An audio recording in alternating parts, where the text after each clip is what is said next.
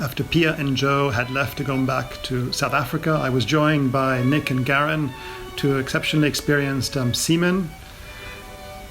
We headed south and we headed towards the doldrums. As we approached and through the doldrums, we had squalls days and nights, and these squalls move at 20 knots or more, and they bring strong gusty winds. So that was the bitter part, but the sweet part was the amazing rainbows that we had and we saw, with some of them ending right next to the boat. Unfortunately, no pots of gold, but the whole sea was beautiful colors. Throughout the doldrums crossing, which for us lasted 5 days, we smelled the evaporation of the salt or the air, and the smell of the iodine, which was amazing. We crossed the equator, and in doing so, I became a shellback from a pollywog. We also did a lot of fishing. We caught our first dorado, which some call mai or dolphin fish. They are somewhat unique because they mate for life, and so it's a bittersweet moment when you catch them, because apparently the partner will likely stay in the same location waiting for the return of their partner. So we were keen for fish, fresh fish, but sad about what was going to happen to the partner. There are lots of pelagic birds that fished around Safari 2 trying to catch the flying fish that would jump away out of the boat as we approached.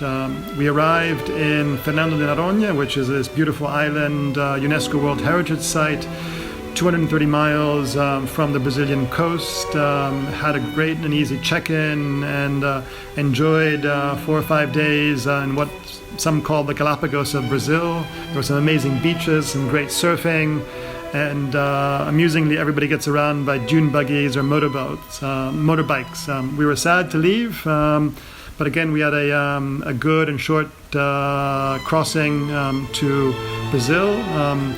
In crossing to Brazil, we managed to catch yellowfish tuna, which is a highly migratory pelagic fish and one of the ocean's fastest and strongest predators, highly valued for sashimi. We also used it for biltong.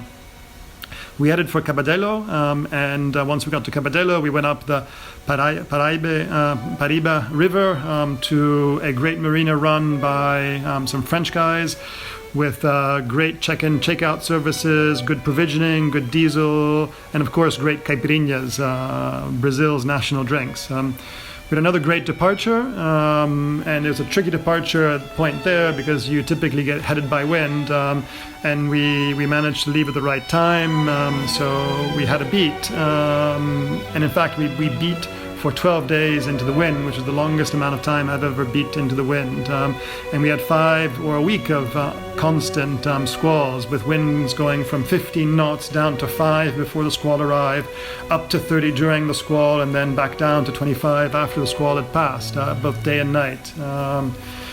We caught a sailfish, which we released, and it's a beautiful fish with an extraordinary dorsal fin. We went past Trinidad, this island 680 miles off the Brazilian coast, which unfortunately we couldn't stop at because of conditions. We also had to deal with chafing, and throughout all of this, one of the constant companions were albatrosses, these large seabirds that range the South Atlantic. There are apparently 22 different types with lifespans that can reach 42 years.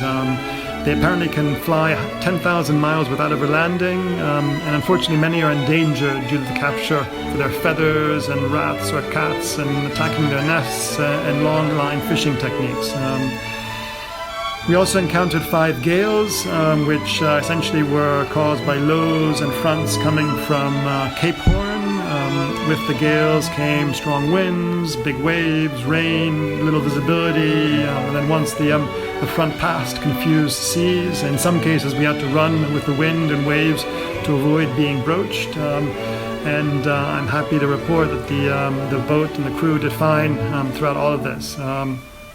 We had some other great experiences with wildlife.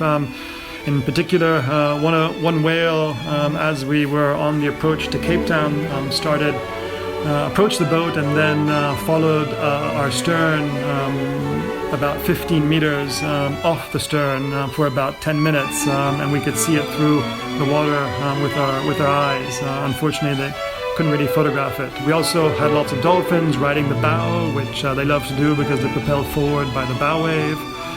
We didn't see much shipping other than on our AIS screens until we got to the Cape area, and only one yacht when we left Brazil that was going north, that was coming back from a transatlantic race. We were very happy to get to Cape Town after 31 days at sea, and happy to sit down for a steak and a salad.